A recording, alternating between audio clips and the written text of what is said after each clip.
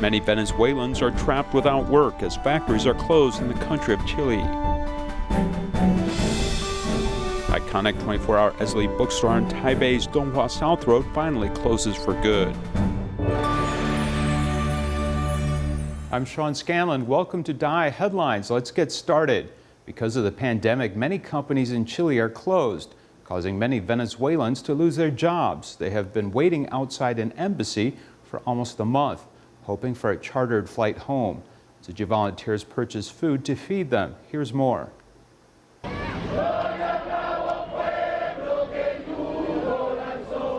While the novel coronavirus is spreading worldwide, they have all become the victims of the pandemic.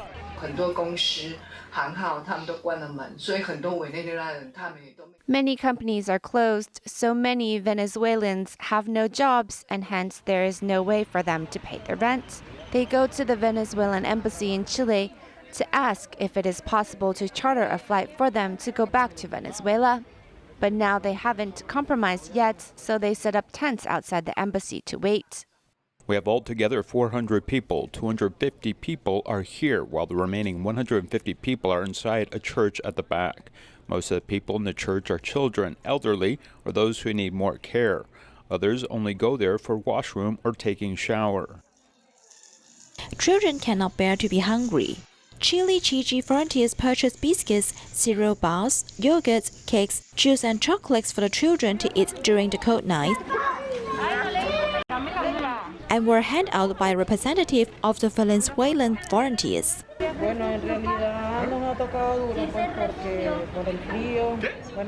It's very hard because it's cold here. Thank you very much for the supplies provided by Chile. But what we need most is a solution to allow us to fly back home. We don't want to stay here and rely on charity to maintain our life. People around the world are all waiting for the pandemic to disappear. Meanwhile, Tzu Chi delivers food and anti-epidemic materials to those in need to help them overcome the present difficulties. Under Indonesia's current movement control order, those who work odd jobs are unable to leave their homes to earn an income. This means many don't have money for their next meal. Tzu Chi worked with Indonesian police to send needed assistance to these impoverished corners of society. Let's take a look.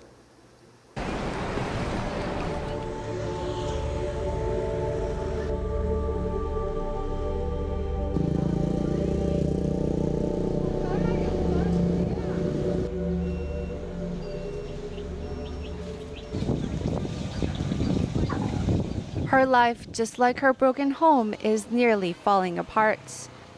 I don't have any income right now during this movement control order. I can leave to help people with their washing. We're staying temporarily at my aunt's house and she's a sanitation worker. Ade Yuningxi is about to have her fourth child, and instead of enjoying welcoming the baby, she's wrought with worry. Tzu Chi volunteers and the military police present her with daily necessities and also financial aid for her birthing expenses. I'm so grateful. Thank Allah for your help. If I have the chance, I'll repay your kindness. This time is really distressing, on top of which I'm about to give birth. I didn't know where to get money. Then suddenly your help came. I'm so thankful for all your care. 67-year-old Nardine collects garbage for a living, and he cannot hide his disappointment in life behind his face mask. When the garbage comes in, I'll sort through it to find the recyclables, and then take them to sell. The money I make from recycling will supplement my rent. But now not only is my rent money in danger, but also the money for food is scarce. During the pandemic times, the recyclable buying price has been low. 1 kg is now only 500 rupiah. His income reduced, and he still needed to worry about his child's educational fees. Tzu Chi's help has lessened his financial worries. Thank you for the rice. No matter how difficult the days are ahead, we still have to live it. The most important thing is my family is safe and healthy. Nini Suryani's family has also fallen into hard times these days. My husband lost his job and it's up to me to bring money by selling recyclables. Before Ramadan began, we had already been fasting because we had no money for food.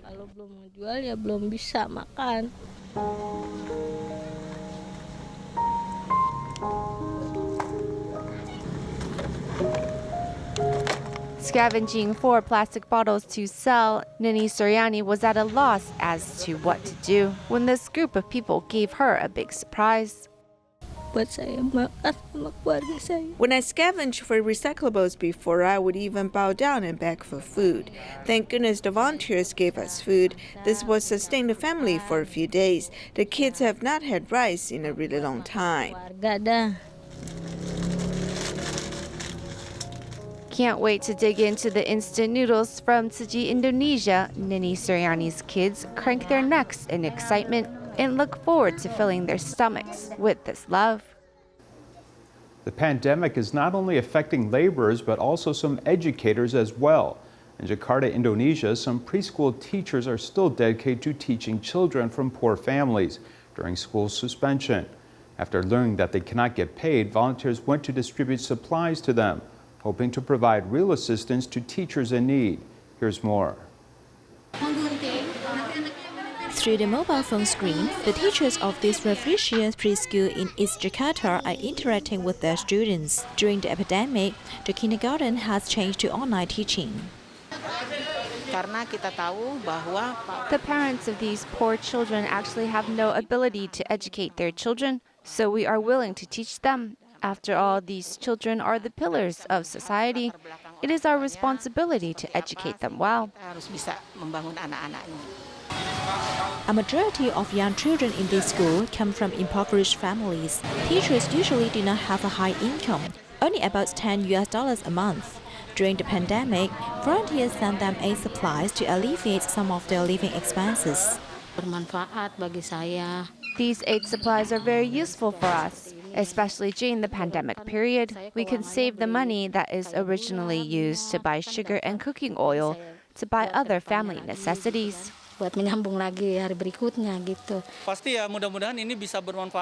The pandemic affects the livelihoods of many people. I hope the aid supplies we sent today can really help these teachers. Although there are not many things, I hope these supplies can become a motivation for their teaching so they can continue to educate the poor children. While the educators are dedicated to teaching children, volunteers' support accompanies them to pass through the present difficulties. Tzu Chi Philippines chapter continued to care for frontline medical personnel. In Ormoc City, volunteers recently donated a second batch of personal protective equipment to various hospitals. This time around, they even sent fresh vegetables and fruits harvested from the Great Love Village. They hope that this gift to the hospitals would encourage more people to adopt a vegetarian diet. Let's take a look.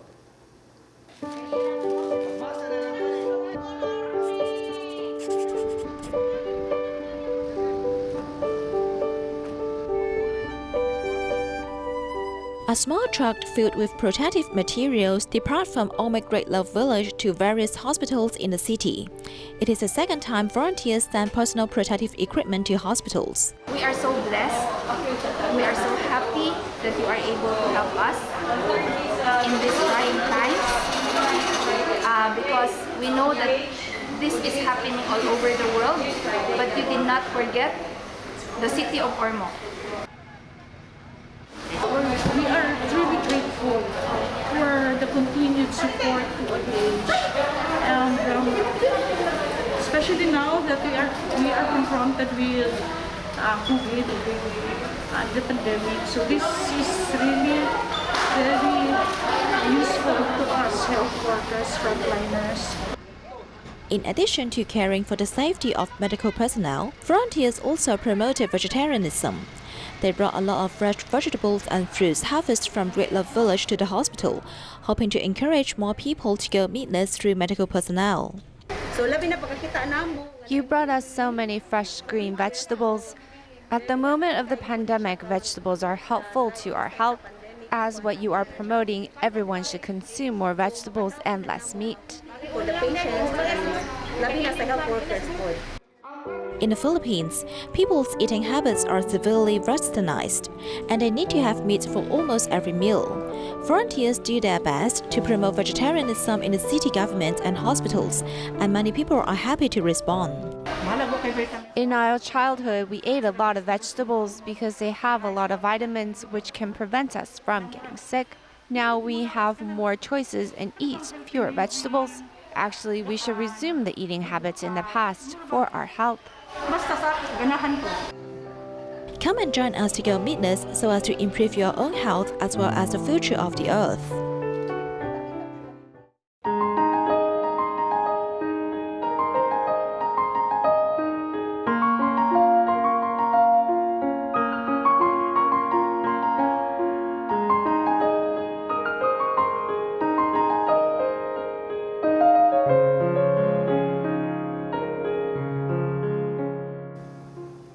The Eslite bookstore located on Tunhua South Road opened in 1989, originally on the Renai roundabout, later relocating and becoming a landmark in the area as the world's first 24-hour bookstore.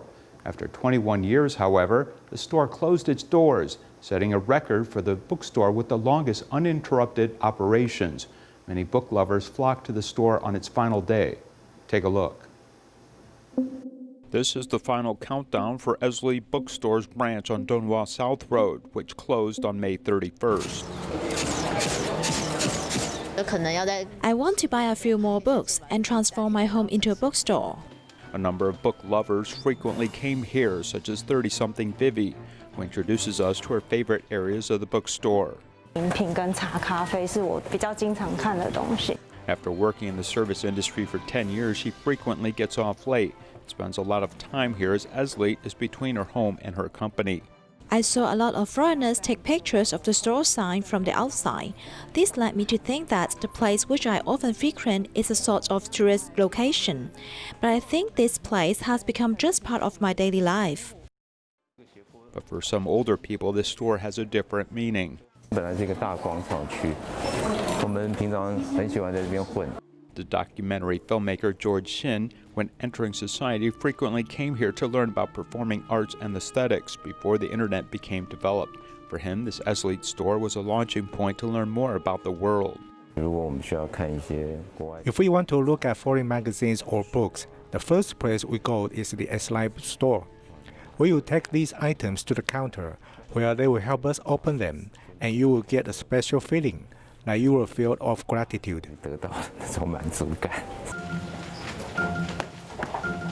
The design of the store was quite special, as it allowed for places to sit on the floor. Other bookstores during this time were quite serious and didn't want you to sit on the floor. This corridor is filled with people sitting on the floor reading. It's a special feeling that was cultivated at this Eslite store. In 1989, Eslite's Tunhua South Road branch opened on the Renai roundabout. And in 1995, it moved to its current location, and 4 years later became the first bookstore in the world that operated 24 hours a day.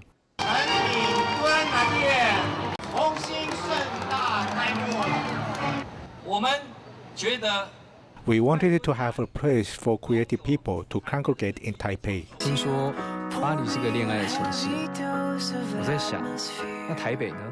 There are so many stories created here, such as Au Revoir Taipei, which captured this feeling. I can't say that Eslite is the only bookstore I have a relationship with, but this is definitely the one which evokes the strongest feeling in me. Looking back on 31 years of operation, the Eslite bookstore on Tunhua South Road came to an end as its lease was up. However, Taipei people will forever keep memories of this 24-hour bookstore in their hearts.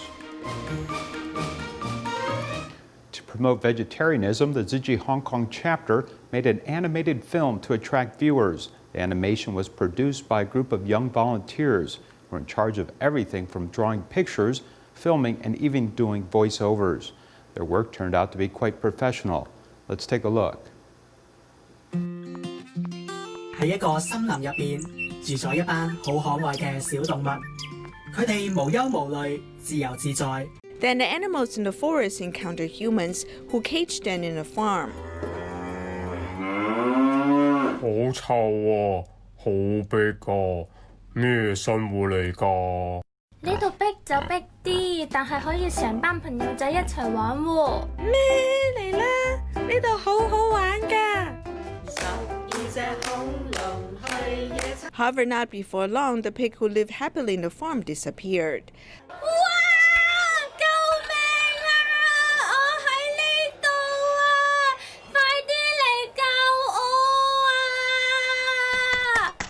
telling the story of an unfortunate pig with cartoon animation. Hong Kong City volunteer thought of this new way to promote vegetarianism. I've seen many films that show real scenes and pictures of animals being slaughtered. Then I saw the messages posted by the viewers, and they were usually negative. The 3-minute animation avoided gory scenes, but it still makes an impression. All the work, including coming up with the idea, filming, and doing voiceovers, was done by young volunteers. One volunteer who has used computer graphics software for the first time drew for 3 days to complete the structure of the story. I felt unhappy because in the beginning, I hand drew some images and they went to waste. Then a saying came to my mind, and that is, I should draw with my heart. Then no matter what tools I use, I can present the ideal pictures in my mind. The volunteer posted animation onto Facebook platform and promote vegetarian restaurant coupons. The viewers actively left messages saying they have been inspired to adopt a vegetarian diet. Young people's creativity and passion have once again created miracles. In the United States, the Tzu Chi Medical Foundation is hosting A Better Meal, A Better Earth. The campaign hopes to attract 1 million people to become vegetarian. They actively sought out participants during the distribution of personal preventative equipment and asked assisted living centers or partnered hospitals to support this endeavor. When the clock strikes 12, Tzu Chi volunteers deliver a vegetarian meal to the medical center. Rainbow color, that's the meal we want to promote. For animal reasons and for my health, I believe that having a clean diet is actually very beneficial to the well-being of the body. Encouraged to promote vegetarianism, the U.S. Tzu Chi Buddhist Medical Foundation is hosting A Better Meal, A Better Earth campaign to get 1 million people to pledge to a plant-based diet. Among the first to support this campaign are the employees of the medical center. Besides promoting vegetarianism to our patients, we need to practice what we preach, especially during this pandemic period. Our staff will keep to a vegetarian diet. During their visit to give preventative equipment to assisted living centers, volunteers also take a moment to promote their vegetarian campaign. Yeah, so means that every morning, the breakfast, I don't eat meat. Right, that's easy for me. So you can think about it. See, it's very easy to do. Owning 3 assisted living centers, Bina Batia is a vegetarian herself. Believe in not killing anything. Yes. In our religion, we don't kill anything, so that's why we are vegetarian. The CEO of Al Habra Hospital especially came to thank Tzu Chi for their support and is very responsive to this campaign. Tzu Chi's assistance, like donating personal protective gowns or this vegetarian meal, is something we're all grateful for, and we're touched by the meaning behind it.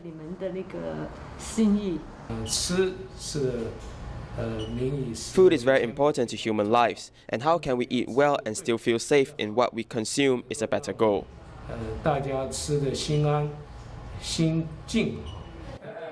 Encouraging individuals or organizations to pick up vegetarian meals, the U.S. Tzu Chi Buddhist Medical Foundation is looking to reach their goal of 1 million people, pledging to keep to a plant-based diet on June 7th to accumulate blessings in this fight against the pandemic.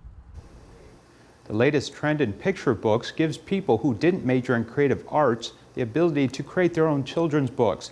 One person who majored in Chinese began to create by using paint as her chosen medium, while another author quit her job at stop-motion animation company to become a picture book author full-time. Let's take a look.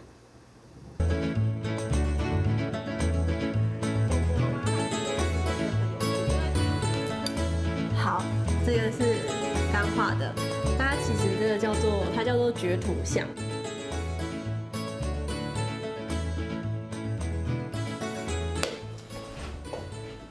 那这里是一个我的小小。 This is my corner of the workshop, where I have a box of my work.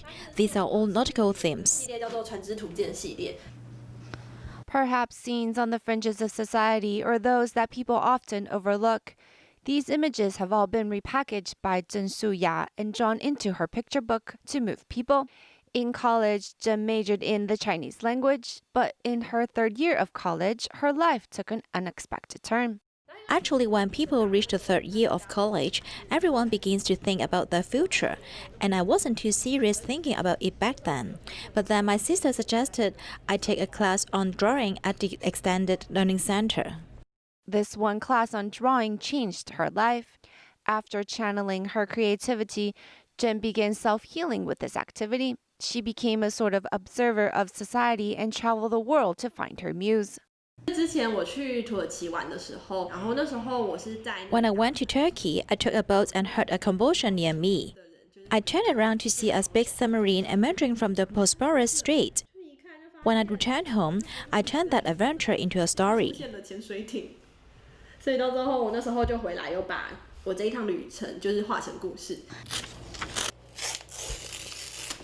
I like to do handcrafts to begin with. I should clarify, I mean I like to cut and paste. In the past 7 years, Lin Lian-en has traveled the world using her creativity in cutting and pasting.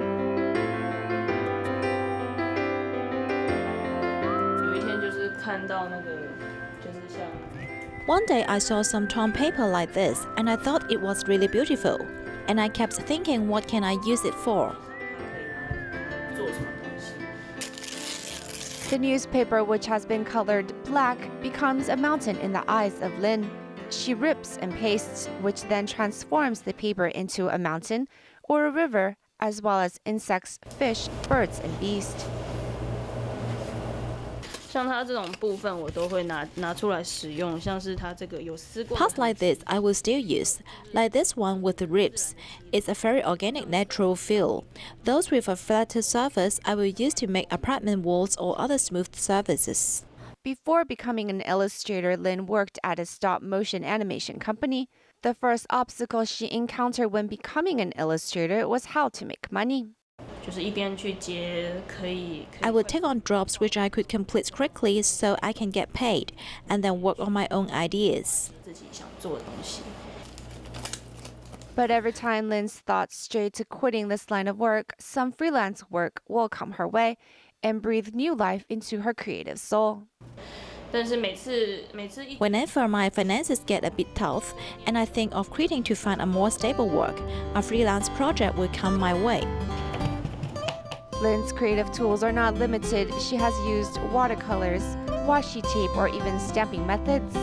Looking at Lin's work, it's clear that she not only loves to create, but loves to experiment with different mediums, which makes her picture books stand out from others.